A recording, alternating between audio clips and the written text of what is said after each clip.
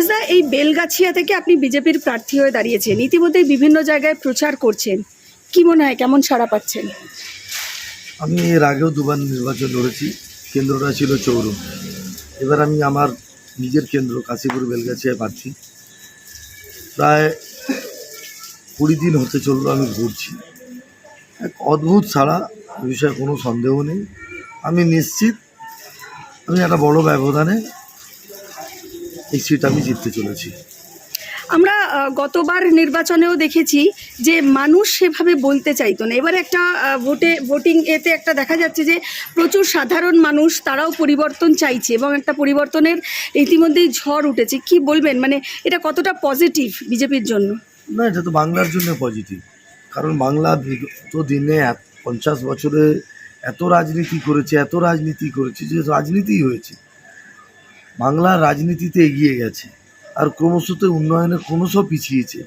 আজ ভারতবর্ষের সমস্ত রাজ্যগুলোতে, আজকে ইউপির মতো যে রাজ্যে সেমিকন্ডাক্টর তৈরি হচ্ছে, আসামে সেমিকন্ডাক্টরের ইকোসিস্টেম তৈরি হয়েছে, আর আমরা বোম শিল্পে এগিয়ে যাচ্ছি।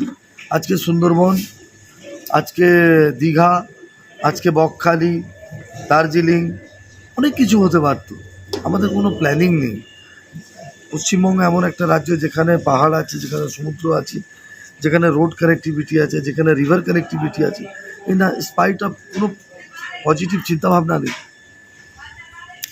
একটা বিষয়ে যাব, আপনার বিপরীতে অতীন ঘোষ দাঁড়িয়েছেন, তিনিও কিন্তু দীর্ঘদিন ধরে রাজনীতি করছেন এবং তৃণমূল কংগ্রেস বারবার বলছে যে এই 15 বছরে তারা উন্নয়ন করেছেন এবং উন্নয়নের পাঁচালী ইতিমধ্যেই মমতা বন্দ্যোপাধ্যায় শুনিয়েছেন। এই বেলগাছিয়ায় মূলত অনেকগুলো সমস্যা আছে, যেমন জলের সমস্যা আছে, এখানে নিকাশি ব্যবস্থা থেকে শুরু করে এখানকার যে জঞ্জাল আবর্জনা যত্রতত্র পড়ে থাকে, মশা, এখানে ঠিক মতন যে কর্পোরেশন কাজ করে না, এই ধরনের অভিযোগ সাধারণ মানুষেরও আছে। কি বলবেন, মানে আপনি এই দিকটা কিভাবে দেখবেন যদি আপনি জেতেন? যেমন আমি জিতছি, যদি বলে কিছু নেই, আমি জিতছি, মানে এতটাই কনফিডেন্ট? হ্যাঁ আমি জিতছি। চৌঠামে বিজেপির সরকার হচ্ছে, আর দিন 20-25-এর ব্যাপার। আমি নিশ্চিত বিজেপির সরকার হবে। বিধায়কের যে ক্ষমতা, বিধায়ক ভারতবর্ষের সরকারগুলো তো সাংবিধানিক ব্যবস্থার মধ্যে চলে, আমার সাংবিধানিক ক্ষমতার মধ্যে দিয়ে যা যা করণীয় আমি সবই করব। আর যে আপনার প্রশ্নটা ছিল মানুষ বলছি, তার কারণ মানুষ এই জন্য বলছে, যিনি আমাদের বিধায়ক তিনি কলকাতার ডেপুটি মেয়র।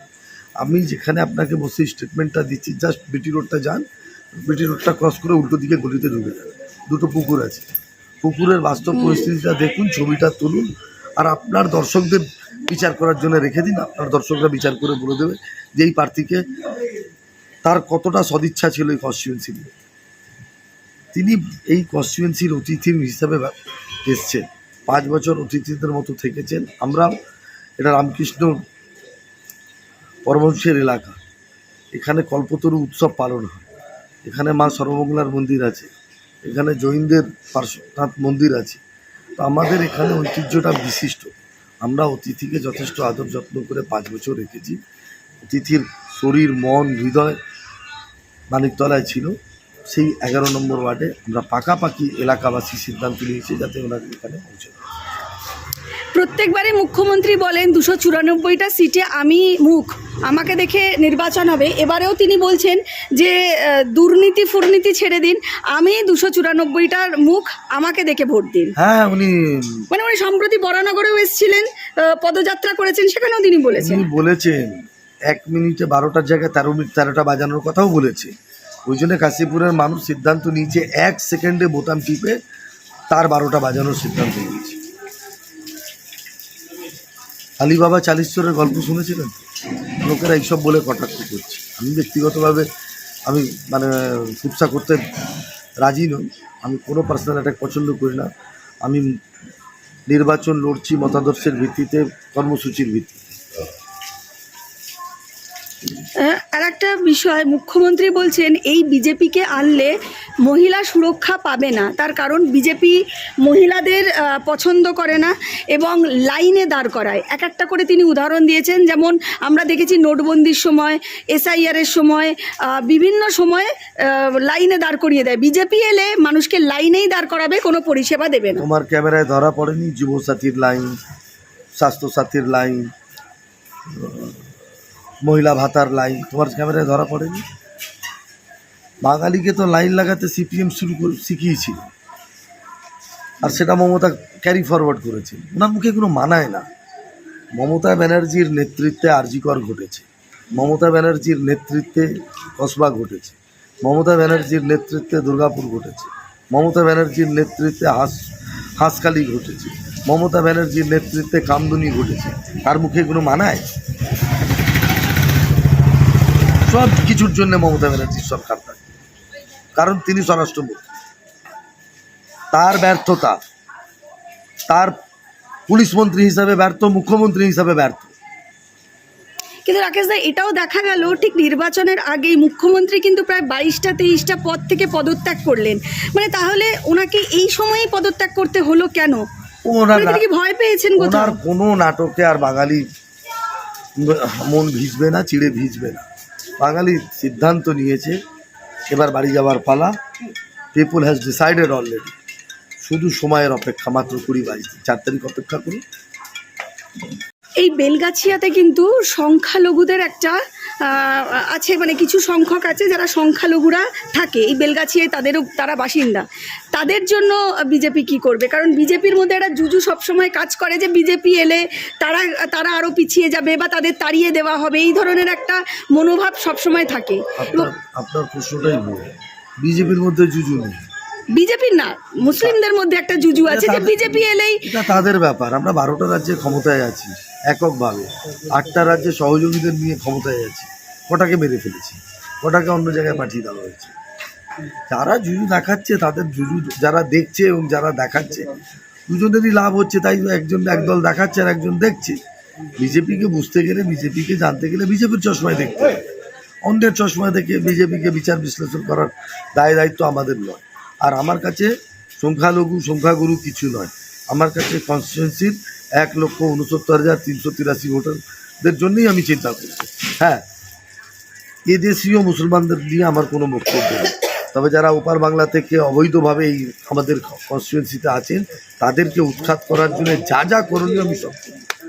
আর একটা বিষয়, বিজেপি বলছে 3,000 টাকা অন্নপূর্ণা ভাণ্ডার দেবে, কিন্তু এক সংখ্যক যারা রাজনৈতিক বিশ্লেষক তাদের বক্তব্য যে তৃণমূল কংগ্রেসও তো লক্ষ্মীর ভাণ্ডার দিচ্ছে, আবার এই ভাতার রাজনীতি বলছে বিজেপি শুধু ডাবল করে দিচ্ছে, কিন্তু সেখানে কর্মসংস্থান বা যে সমস্যাগুলো রাজ্যের মেনলি সমস্যা, খাদ্য, বস্ত্র, চাকরি, বাসস্থান, সেটা নিশ্চিত করছে কি করে? না, মানুষ তো এটা চাইছে। ভারতবর্ষের সবচেয়ে শিক্ষিত রাজনীতিবিদ, আপনারা সবাই তাকে পোস্টার বয় বানিয়েছিলেন না, কেজরিওয়ালকে। ভাতার রাজনীতিও শুরু করলো, তারপরে তার দিদি মমতা ব্যানার্জি ধার করলো। আমরা তো এগুলোর বিরুদ্ধে ছিলাম। আমরা তো কার্যত ভর্তুকি তুলে দেওয়ার একটা ব্যবস্থা করেছিলাম এবং ভারতবর্ষের মানুষ নরেন্দ্র মোদীর আহ্বানে সাড়া দিয়েছিলেন। আপনি সবাই গ্যাসে ভর্তুকি শেষ করেছিলাম, কারণ আমাদের মনে হয়েছিল দেশটাকে পায়ে দাঁড় করাতে হবে। কিন্তু বাকিরা সবাই এই রাজনীতি করবে, তো আমরা তো আর হরিনাম সংকীর্তন করতে আসিনি। আমরা রাজনৈতিক দল, আমাদেরকেও নির্বাচন লড়তে হয়। তো মানুষ যেটা চাইছে আমরাও সেটা দিচ্ছি। আমরা উল্টো দিকে এটাও বলছি, 4.5 লক্ষ সরকারি পদ যেটা শূন্য আছে, সেখানে আমরা স্বচ্ছতার সাথে নিয়োগ করব। আমরা এটাও বলেছি যে সমস্ত সরকারি পদ বিলোপ করেছেন, আমরা সেগুলোকে রিইনস্টিট করব। আমরা এটাও বলেছি যে সমস্ত ছাত্রছাত্রীরা যাদের বয়স হয়ে গেছে, তাদেরকে 5 বছর এজ রিল্যাক্সেশন দেবো। এটাও দেখুন। রিতেশ দা, অ্যাডজুডিকেশনে ইতিমধ্যেই কিন্তু এই এসআইআর প্রসেস চলাকালীন প্রায় 92 লক্ষের ওপরে নাম বাদ গেছে এবং এখন ট্রাইব্যুনাল চলছে। আবারও দেখা যাচ্ছে যে অনেক বৈধ ভোটার তারাও কিন্তু ট্রাইব্যুনালে রীতিমতো ভিড় এবং মারপিট চলছে। নির্বাচন প্রায় আর 2 সপ্তাহ বাকি এবং সেখানে বিজেপিও কিন্তু বলেছিল যতক্ষণ না এসআইআর প্রসেস পুরোপুরি সম্পূর্ণ হবে, একটা বৈধ ভোটার বাদ যাবে না, নির্বাচন হবে না। সেক্ষেত্রে কিন্তু এখনও ট্রাইব্যুনালে ভিড় রীতিমতন। নির্বাচন আসন্ন, এই বিষয়টাকে কিভাবে দেখছেন? গোটাটা তৃণমূল কংগ্রেস পরিকল্পনা করে এটা করেছিল। তারা বিএলওদের কাজে লাগিয়ে লোকেদের হয়রানি করার রাস্তা খুঁজে বের করেছিল। এসআইআরটা ভারতবর্ষের 12টা রাজ্যে, বাংলা সহ 12টা রাজ্যে হয়েছে। বাকি 11টা রাজ্যে কোথাও জজ সাহেবদেরকে ডাকতে হয়নি, রোজ সুপ্রিম কোর্টে যেতে হয়নি। যারা সুপ্রিম কোর্ট গেছেন, যারা সুপ্রিম কোর্টের জাজমেন্টের পর যারা নৈতিক জয় বলেছেন, আজকে তারা নির্বাচনের সবকটা সবাই দাঁড়িয়ে 1 ঘন্টা করে বক্তৃতা করছে। মানুষকে হয়রানি তো তৃণমূল কংগ্রেস পরিকল্পনা করে করিয়েছে। তারা ভেবেছিল এইটা করে মানুষের ধ্যান মনকে অন্যদিকে ঘুরিয়ে দিয়ে তারা নির্বাচনী সাফল্য পাবে, কিন্তু বাংলার মানুষ, রাজনৈতিক সচেতন মানুষ, তারা ইতিমধ্যে সিদ্ধান্ত নিয়েছে যে এটা ঠিক কাজ ছিল এবং বাঙালি সিদ্ধান্ত নিয়েছে মমতার সরকার আর কয়েকটা দিনের ব্যাপার। দুটো বিষয় যেটা একদম সম্প্রতি ঘটেছে, একটা মোথাবাড়িতে যে ঘটনা ঘটেছে, আইনজীবী মোফাকুরুল ইসলামকে গ্রেফতার করা হয়েছে, এনআইএ তদন্তে দিয়েছেন সুপ্রিম কোর্ট। দেখা গেছে বিচারপতি যারা বিচার করেন তারাই সিকিওর নয় এই রাজ্যে, আটক করা হয়েছিল। এটা যেমন একদিকে, সেরকম হুমায়ুন কবিরের একটি ভিডিও সেটা ভাইরাল হয়েছে, তিনি দাবি করছেন এটা এআই ভিডিও। এই যে দুটো ঘটনা নির্বাচন চলাকালীন, যেখানে কোড অফ কন্ডাক্টের আন্ডারে, এখন নির্বাচন কমিশনের আন্ডারে পুরো প্রসেসটা চলছে, কি বলবেন? হুমায়ুন কবির তৃণমূল কংগ্রেসের এজেন্ট, ও ডেপুটি সিএম হওয়ার লড়াইতে নেমেছে। তৃণমূল সরাসরি সামনে নামাতে পারেনি। এর আগে হিন্দুদের কেটে ভাগীরথীতে ভাসিয়ে দেওয়ার কথা বলেছিল। তো ওটা তৃণমূল মানে হুমায়ুন, তৃণমূল মানে হুমায়ুন, হুমায়ুন মানে তৃণমূল, ঠিক আছে। বাবর হুমায়ুন রাজনীতি পশ্চিমবঙ্গে নিয়ে এসছে। আমরা এই রাজ্যটা ডক্টর শ্যামাপ্রসাদ মুখার্জি বাঙালি হিন্দুদের তৈরি করা এই রাজ্য, যে স্রষ্টা উনি, আমরা এই রাজ্যটা শ্যামাপ্রসাদের রাজ্য, নেতাজি সুভাষচন্দ্র বসু, কবিগুরু রবীন্দ্রনাথের বাংলা, যে আমরা বাবরের বাংলা হতে দেবো না, আপনারা নিশ্চিন্তে থাকুন। এক, দ্বিতীয় কথা, জজ সাহেবরা শুধু নয়, এই রাজ্যে কেউই সুরক্ষিত, সাংবাদিকরা সুরক্ষিত। কত সাংবাদিককে জেলে যেতে হয়েছে, চাকরি যারা করছে তারা সুরক্ষিত, জজ সাহেবরা সুরক্ষিত। যেদিন কী বলে মমতা ব্যানার্জি ফাইলটা ছিনিয়ে নিয়েছিলেন, সেদিন তিনি তার লোকেরা হাইকোর্টে যেটা করেছিল সেটা তারা সুরক্ষিত। এই জন্যই তো মানুষ তৃণমূলকে হারাবে বলে সিদ্ধান্ত নিয়েছে। শেষ প্রশ্ন করব, এই বেলগাছিয়ার মানুষদের উদ্দেশ্যে, আপনি যেহেতু লড়ছেন, তাদের বিভিন্ন রকম পরিষেবা দেওয়ারও প্রতিশ্রুতি দিচ্ছেন, বা আপনি বলছেন জিতে এলে আমি এগুলো করব, যেখানে এত এত কষ্টের মধ্যে বেলগাছিয়ার মানুষ আছে, তাদের উদ্দেশ্যে কি বলবেন? আমি সমস্ত স্কুলগুলো সংস্কার করার কাজ শুরু করব প্রথমে। দ্বিতীয়, সমস্ত সরকারি স্কুল প্রায় 8,000-এর উপরে বন্ধ, সমস্ত স্কুলগুলো সংস্কার করার চেষ্টা করব, তাতে শিক্ষকদের ব্যবস্থা যাতে হয় সেটা নিয়ে চেষ্টা করব। সমস্ত খেলার মাঠগুলোকে তার পুরনো পরিবেশের মধ্যে ফিরিয়ে আনার চেষ্টা করব। গঙ্গার পাড়টা যে অবৈধ বাংলাদেশ অনুপ্রবেশকারী আছে তাদের থেকে মুক্ত করার জন্য যা যা করণীয় সেটা করব। এছাড়া এলাকাবাসীদের আমার যে ক্ষমতা, তাতে যা যা করণীয় বিষয়।